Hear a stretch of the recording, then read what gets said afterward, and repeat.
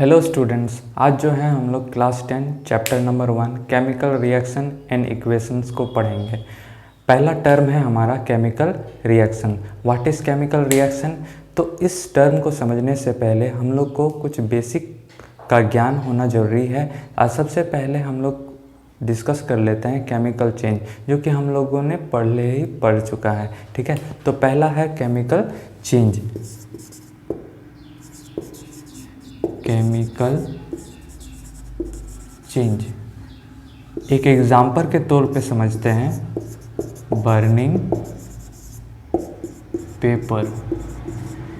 जब हम पेपर को बर्न करते हैं तो उससे हमारा राख निकल आता है। वो जो राख है वो कहीं ना कहीं पेपर से बिल्कुल अलग होता है। तो यहाँ पे जो है हम लोग को एक नया सब्सटेंस मिल पाया है, वो है हमारा राख, जो कि टोटली डिफरेंट होता है पेपर से। तो यहाँ पे क्या हुआ है होगा, केमिकल रिएक्शन हुआ होगा, जिसकी वजह से एक नया सब्सटेंस हम लोग को मिल पाता है। ठीक है, तो अब हम लोग डिफाइन कर लेते हैं केमिकल रिएक्शन होता क्या है।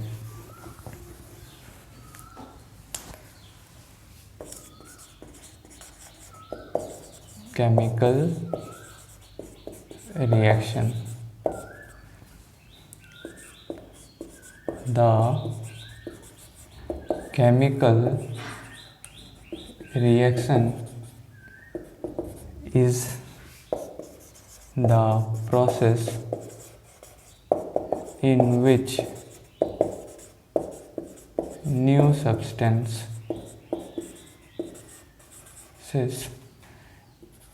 substances with new properties are formed। ठीक है, तो ये था हमारा केमिकल रिएक्शन। अब हम लोग नेक्स्ट टर्म पे जाते हैं, वो होता है रिएक्टेंट्स एंड प्रोडक्ट्स। अब इसको समझने के लिए एक एग्जांपल हम लोग कंसीडर कर लेते हैं। मान लिया कि हम लोग एक मैग्नीशियम लेते हैं और ऑक्सीजन लेते हैं और दोनों को एक दूसरे से रिएक्ट करवाते हैं, तो एक नया सब्सटेंस हम लोग को मिल पाता है, वो है हमारा मैग्नीशियम ऑक्साइड। जैसे कि for example magnesium plus oxygen, what do we get? Magnesium oxide. These two terms are called as reactants। पहला सब्सटेंस और ये दूसरा सब्सटेंस, ठीक है, दोनों सब्सटेंस क्या कहलाता है? रिएक्टेंट कहलाता है। और जो नया सब्सटेंस मिल के रिएक्ट होने के बाद मिल आया है, तो इसको हम लोग क्या कहते हैं? प्रोडक्ट। ठीक है, तो अब जो है हम लोग रिएक्टेंट का डिफिनेशन को चेकआउट कर लेते हैं। रिएक्टेंट का डिफिनेशन क्या होता है? The substances which take parts in chemical reaction are called reactants। ठीक है, तो ये था हमारा रिएक्टेंट। वो सब्सटेंस जो केमिकल रिएक्शन में हिस्सा लेता है उसको हम लोग क्या कहते हैं? रिएक्टेंट। अब न्यू सब्सटेंस जो बन के आया है उसको हम लोग क्या कहेंगे? प्रोडक्ट कहेंगे। ठीक है, तो इसको हम लोग किस तरीके से डिफाइन कर सकते हैं? Product. The new substance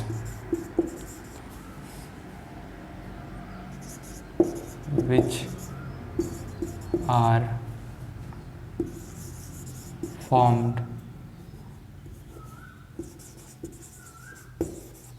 during chemical reaction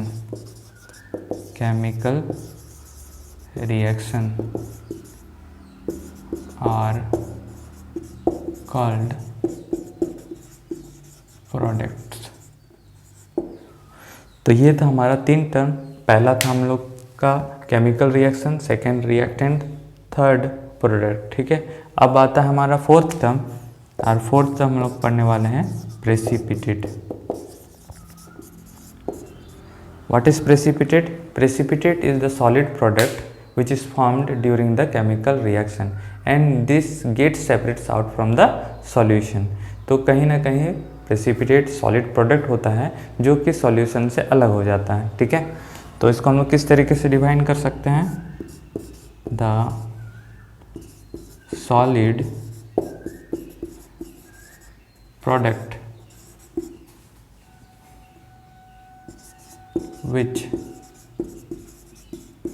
separates out from the solution during chemical reactions are called precipitate। तो ये था हमारा 4 टर्म, पहला था केमिकल रिएक्शन, सेकंड था हमारा रिएक्टेंट, थर्ड था हमारा प्रोडक्ट और फोर्थ था हमारा प्रेसिपिटेट। अब जो है हम लोग कैरेक्टरिस्टिक्स ऑफ केमिकल रिएक्शन को पढ़ने वाले हैं। तो कैरेक्टरिस्टिक्स ऑफ केमिकल रिएक्शन जो है वो क्या दिखलाता है, वो ये दिखलाता है कि कौन कौन सा चेंजेस हुआ है जब केमिकल रिएक्शन हो रहा होता है, जिससे कि हम लोग को ये पता चलता है कि कहीं ना कहीं वहाँ पे क्या हुआ है, केमिकल रिएक्शन हुआ है, ठीक है।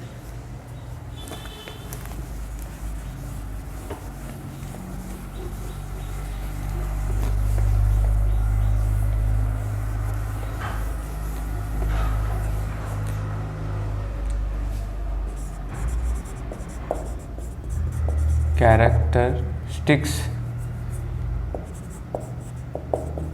of chemical reactions। तो पहला कैरेक्टरिस्टिक्स हम लोग पढ़ने वाले हैं, एवोल्यूशन ऑफ गैस। तो एवोल्यूशन ऑफ गैस कहने का मतलब क्या होता है, वो रिएक्शन जिसमें गैस निकलता हो, वो रिएक्शन जिसमें गैस निकलता हो, तो उस रिएक्शन को हम लोग एवोल्यूशन ऑफ गैस के तौर पे समझेंगे, ठीक है। जैसे कि for example zinc plus sulphuric acid, तो इससे हमारा एक नया प्रोडक्ट मिला है, वो होता है zinc sulphate plus hydrogen gas. तो यहाँ पे कौन सा गैस निकल रहा होता है, हाइड्रोजन गैस। अब आता है नेक्स्ट एग्जांपल। नेक्स्ट एग्जांपल में हम लोग लेते हैं सोडियम कार्बोनेट। जब हम इसको हाइड्रोक्लोरिक एसिड के साथ रिएक्ट करवाएं तो हमारा जो प्रोडक्ट बनेगा वो sodium chloride plus water plus carbon dioxide बनेगा। तो इस इक्वेशन को हम लोग बैलेंस कर लेते हैं, क्योंकि ये बैलेंस नहीं किया हुआ है। तो यहाँ पे बैलेंस करने के लिए हम लोग को क्या करना होगा, दोनों रिएक्टेंट का जितना एटम्स होते हैं उतना ही प्रोडक्ट के एटम्स भी होने चाहिए, ठीक है। तो ऑक्सीजन हमारा 3 है, ऑक्सीजन हमारा यहाँ पे 3 है, सोडियम हमारा 2 है, सोडियम हमारा 1 है, तो हम यहाँ पे 2 लगा सकते हैं, तो ये सोडियम क्लोराइड हो जाएगा, ठीक है। क्लोरीन हमारा 1 है, 2 हो गया, यहाँ पे हमारा 1 है, हम यहाँ पे 2 लगा के बैलेंस कर सकते हैं। इस तरीके से हमारा जो रिएक्शन है ये बैलेंस हो चुका है। अब आता है नेक्स्ट पॉइंट, वो होता है फॉर्मेशन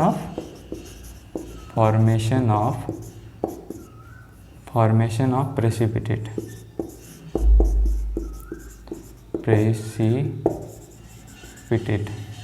इसका भी 2 एग्जांपल ले लेते हैं। पहला ले लेते हैं potassium iodide plus lead nitrate. तो इससे जो हमारा प्रोडक्ट फॉर्म होगा वो होगा potassium nitrate plus lead iodide. और ये जो होगा हमारा किस टाइप का रिएक्शन होगा,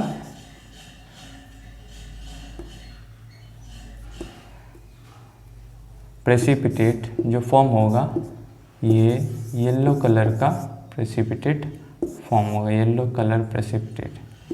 इसको लिख सकते हैं PPT, short form of precipitate होता है PPT, PPT short form of precipitate होता है पीपीटी। और वो क्या है,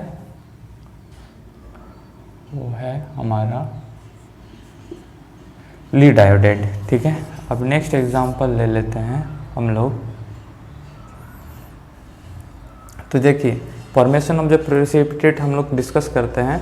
तो यहाँ पे लीड आयोडाइड जो है, यहाँ पे लीड आयोडाइड जो है यहाँ पे कलर चेंज हो रहा है। ठीक है, तो इस लीड आयोडाइड का कलर क्या हो जा रहा है, येलो कलर हो जा रहा है। अब नेक्स्ट एग्जांपल हम लोग ले लेते हैं barium chloride plus sulphuric acid. तो इससे जो हमारा प्रोडक्ट बनेगा वो होता है बेरियम सल्फेट प्लस HCl।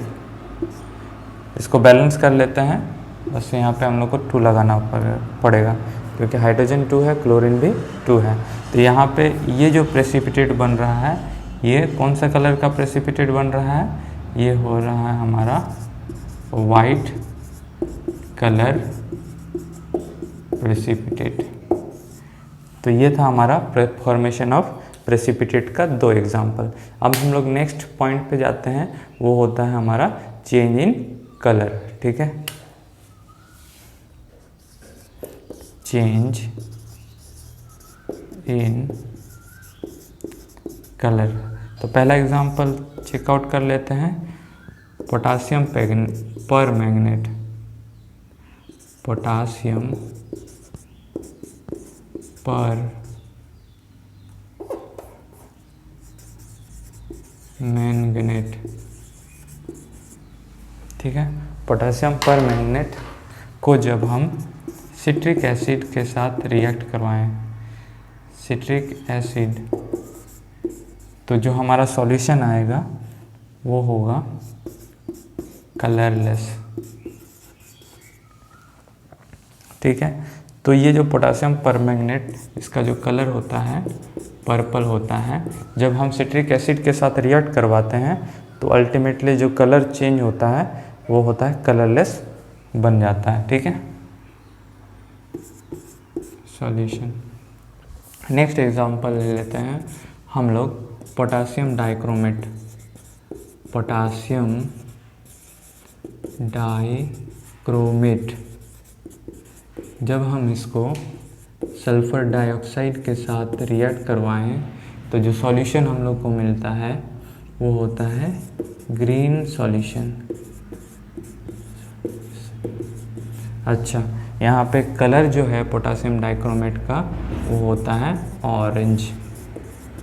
और जब हम सल्फ़र डाइऑक्साइड के साथ इसको रिएक्ट करवाते हैं तो हमारा जो सॉल्यूशन निकल आता है वो ग्रीन कलर का सॉल्यूशन निकल आता है। ठीक है, तो ये था हमारा 3 कैरेक्टरिस्टिक्स। अब अगला 2 कैरेक्टरिस्टिक्स हम लोग का बचा हुआ है, उसको भी हम लोग पढ़ लेते हैं।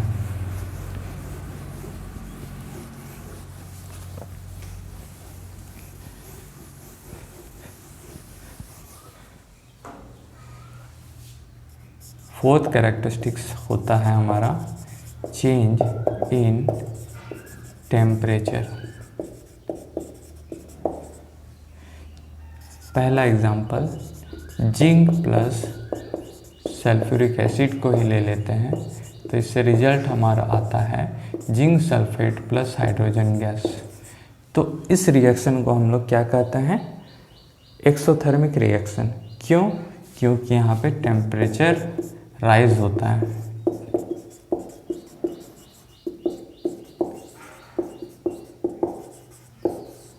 वो रिएक्शन जिसमें टेम्परेचर राइज हो, उस रिएक्शन को हम लोग एक्सोथर्मिक रिएक्शन कहते हैं। ठीक है, और वो रिएक्शन जिसमें टेम्परेचर का फॉल हो, उस रिएक्शन को हम लोग क्या कहेंगे, एंडोथर्मिक रिएक्शन।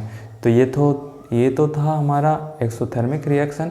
अब हम लोग एंडोथर्मिक रिएक्शन को भी देख लेते हैं।